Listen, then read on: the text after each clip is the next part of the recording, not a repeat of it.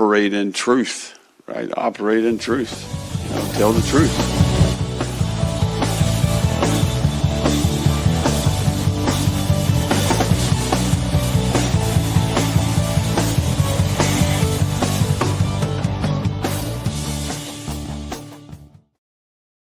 Hello, everybody, and welcome back to Gator Truth. On this edition, we're going to take a look at the 2025 Texas A&M Aggies as the Gators take a visit to Kyle Field this season. And I'm here with Tom from AgKnocks. How are you doing today, Tom? Doing well, Daniel. Thank you so much for having me. Oh, man, I'm so glad that you're able to come on and be a part of this series as we look at what looks like our last 8 opponents on our schedule. Unfortunately, don't have people for the first 4 at this time. But with that said, I know a lot of people are going to enjoy hearing at least the beginning of training camp perspective of the Aggies. So we know kind of what we're getting into the schedule. Of course, no one knows until we get in there, right? Yeah, no one knows in specific. So I don't know how privileged Florida fans are to battered Aggie syndrome, but it is a normal thing for A&M fans, myself included, to look at the season and be like, "Oh my gosh, we actually have a shot." That if you know anything about A&M's past in football, November comes around, we fall off the roller coaster. It's brutal. It's very painful. Now that being said, this season's different. This season, so the good thing about this season is if you're looking at Texas A&M, we're going to have a lot of returning starters, both on the offensive side and on the defensive side. Now, where we lack in terms of returning depth, we're going to have a little bit more experience because the guys that did leave were so badass. We're bad. So what I'm talking about in position groups where we might be a little bit weak, the defensive line. Now at Texas A&M, it's not usual. It's not a normal thing for the defensive line to ever be weak. Not saying that, just to be cocky, but, you got guys like Myles Garrett come through these. The Shamars just came through here. Like, we've got B+ all the way around at the defensive line position. It's just who is going to step up and answer the call.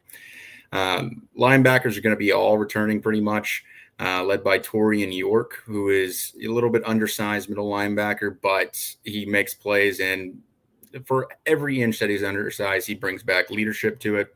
And then the secondary is going to be pretty much all returning. We're going to have Will Lee as our main cornerback. He played real well last year. Des Ricks is going to be coming in at the other side. He's a bit of a transfer from a couple seasons ago. And then the safety side, both guys are returning. One guy of note is Bryce Anderson, who is going to be a senior. Now, the big thing with the Texas A&M defense is they're going to need leadership to come around, and I think that's where Mike Elko has strengths. Then on the offensive side of the ball, offensive line. Go ahead. Oh, I was going to say real quick before we transfer to offense, I see a few names on this defensive side of the ball that Gator fans may be interested in hearing in Scooby Williams and TJ Searcy. What can you tell us about how their involvement may be in Mike Elko's second-year defense? So Scooby Williams is beloved by Elko. I mean, I don't know how he was at Florida. Obviously, he transferred for a reason, but the guy's all over the field. You can expect heavy involvement from Scooby Williams. And then Searcy. So the thing about Searcy, I haven't heard too much about him. Again, we're still a month out of the season. This is not exactly the time where you start to hear guys start rising up the ranks in the depth chart. So I'm sure I'll hear about him more. But if we're going to pick one side, I'd say Scooby Williams is going to be incredibly involved in the defense. If he's not in 60% of the time, it's probably because he's hurt. Very, very interesting. I will say Searcy was one of those guys that showed a lot of promise at Florida, and then that position group got very crowded, and I'm sure transferring to A&M where he had familiarity with a few of your coaches probably helped make that transition for sure. Yeah, no. He also came at a time when A&M really needed linebackers. So me not hearing about him isn't a testament to him not playing, isn't anything like that. I'm sure he's going to be out there. I'm sure he's going to be making an impact.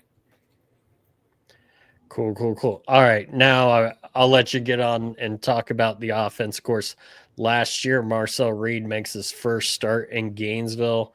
I remember I was talking to Jack. We were previewing the game, and he wasn't too confident in it. And then next thing you know, you're up 20-0 at the half. So go ahead, tell me about this A&M offense. Okay, so you said it there. You said it yourself right there. You see how Jack was not confident at all? That's a theme. That is truly the theme of A&M fandom is if you're not confident going into Saturday, you're winning by multiple touchdowns.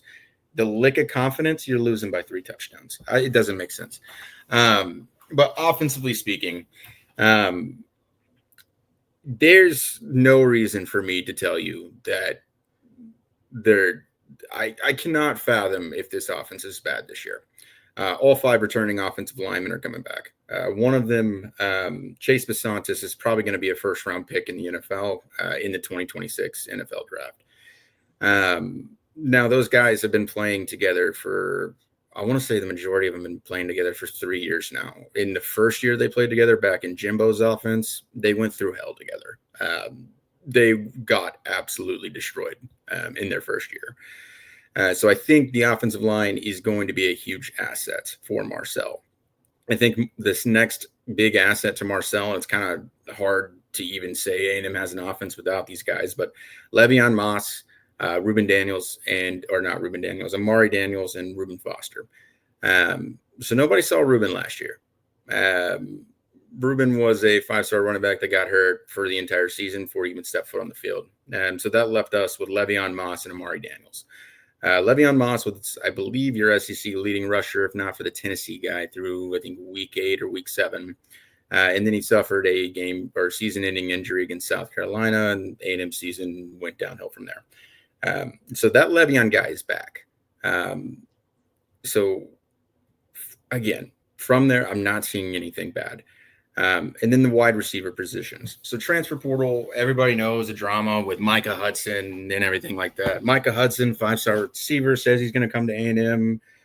Doesn't end up coming to A&M, goes back to Tech. All right, whatever, no big deal. The reason I think he left is because we're probably going to be loaded at the wide receiver position. Coming back, we have Terry Bussey. Terry Bussey was a freshman, 5-star, dual, can play both sides of the ball, mainly showed up at receiver. He's a skill guy. Made some impact, nothing crazy. Behind him, he's going to have Casey Concepcion. He's a transfer guy. From the top of my head, I think it was NC State. He came from NC State. Yeah.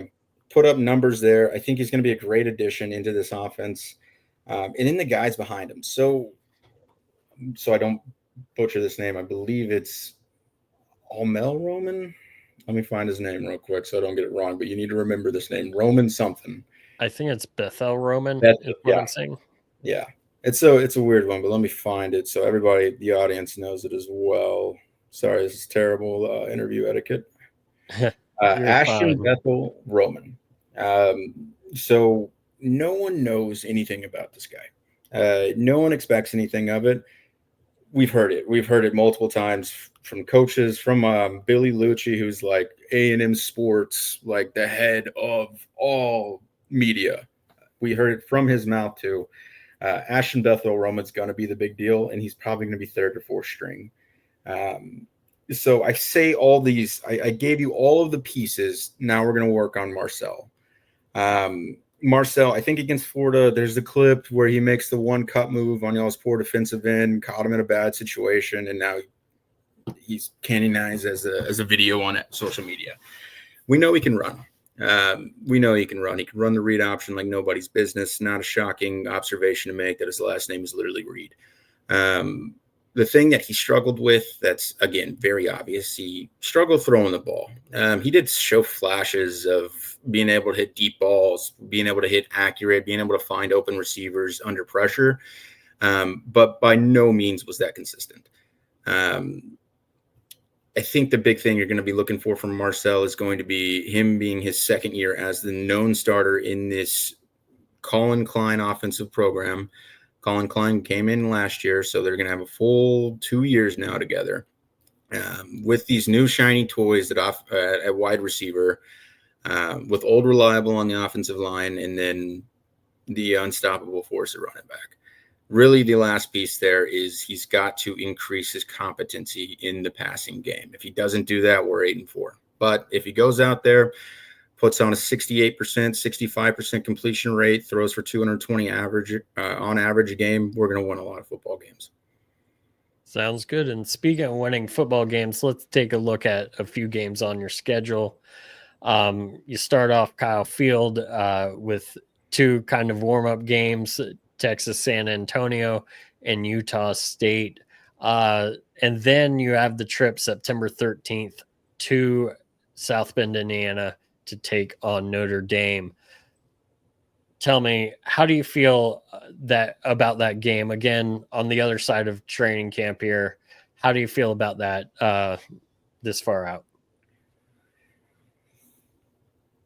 It's just, like I don't know if you've ever experienced this, but you just think it's going to be a gross game. Not like a gross in the terms of like it's going to be a bad weather game or anything like that, but a gross like 20-16 game to where nothing's really working on the offensive side of the ball for either team. They're still trying to figure it out. I don't know who Notre Dame's quarterback is coming into this year. We're going to be working out kinks of our own on the offense, and I think that it's going to be led by the defense. See, the thing about that game specifically with what I just told you is if you look at the logic, we have a newer defensive line, unproven defensive line. They tore us up in the run game last year. If they're able to do that again, they're going to win. But again, that's just how football works. You stop the run game, you win. But I think in that game specifically, if A&M stops the run game, they're going to win 20-16. If they don't stop the run game, they're going to lose 20-16. Sounds good. And I'll definitely be keeping an eye out for that one for sure. Granted, same day Florida plays Miami. We don't have a game time yet. So maybe it's something I'm just scoreboard watching, or maybe it's something I get to watch traveling home from Miami. Or no, I'll be that September 13th, I'll be in Baton Rouge. So even more fun. We'll probably be playing at the same time. Have a great time. Oh yeah. And then speaking of, we probably won't get into predictions here, but before I get to your trip to Baton Rouge, I just want to say currently set for October 11th might be the most intriguing, in my opinion, Florida A&M matchup in Kyle Field of the at least since the first one, 2012. Since 2020, you didn't really have as many fans, and we had all that going on. Of course, you guys end up winning the game late. Then in 2022, I believe, 2022, we go to College Station. We win. However, you guys have tons of injuries and have guys out with the flu. I still enjoy the win, but I also know it was not quite as great of a situation. Meanwhile, it's looking like a big-time matchup potentially coming in with DJ Lagway returning to Texas. And you guys, of course, in year 2 of Elko, could end up being a big-time game there on the 11th. What do you have any thoughts or short thoughts or whatever going into that? But I did want to say, as far as the 4 in College Station, this one is definitely the most intriguing, at least since 2012. I'd agree with that 100%. I mean, it's not that like no team has been interesting since then. It's just more like things are, the hype is kind of hitting on the same level. We're kind of in the same situation here. But just like on a complete side note, how A&M, or at least how I look at Florida, I see DJ Lagway, and I think if Marcel could do that, like if he could develop like DJ Lagway did just in the back half of the games he played his freshman year, it's going to be awesome. That's just how I look at the team of Florida. I have a tremendous amount of respect for that team just because it's It's Florida. It's not going to be an easy matchup. I don't think it's going to be an ugly or gross game by any means, but in terms of hype, yeah, I think that game is. I think that game is going to have. What do they say about like big games? They have something on the end of them. What's the word? It's escaping me right now, but It's a different word for consequences. But the game's going to mean something.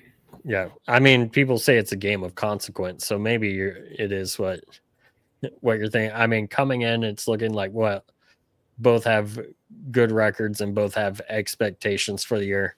2 weeks later, you are away at LSU. LSU, great portal class, but kind of replacing things such as both tackles, a first round and a third round tackle, Kyron Lacey. But it doesn't matter. It doesn't matter. We don't win in Baton Rouge. We've never won in Baton Rouge. And they're also pissed about last year, so they're not losing the game. You never know. You never know. But then finally, you go for revenge on the Longhorns in Austin. Are you looking forward to that matchup? Yeah, I'm looking forward to it, but I hate that school so much to a passion. Since I was in second grade, I've hated the University of Texas. So I look forward to the game, yes, but regardless of the outcome, nothing's going to change. The one thing I do hope that comes like as a straight fact from this season is Arch Manning is the biggest bust of all time. That would be music to my ears. Not because Arch Manning seems like a great, wonderful human being as a person, but because he puts that jersey on, I hope nothing but the worst for him. Yeah. No, and you know what? I understand that. I felt that plenty of times with with some Florida State players. Yeah. So I get it. It's the good old fashioned college football hate. So before we get out of here, Tom, where can we check out your stuff? So you can follow us on X at AgKnocks, AGKNOCKS, just like Hard Knocks, but Ag instead. Or you can go to AgKnocks.com. We're in the middle of redoing the website right now, but you can find us there as well. And then TikTok is the same at AgKnocks. Awesome. Well, again, Tom, thank you for coming on and giving us a little bit of a preview for A&M in 2025. Of course, hopefully as it gets closer to the week, we still have healthy rosters and have a big game coming. And hopefully I get to talk to you when that game comes up. Awesome. Well, thank you so much for your time, Daniel. Y'all, good luck this season. All right. Good luck to you guys as well. And for everybody, thank you for listening. And as always, go Gators.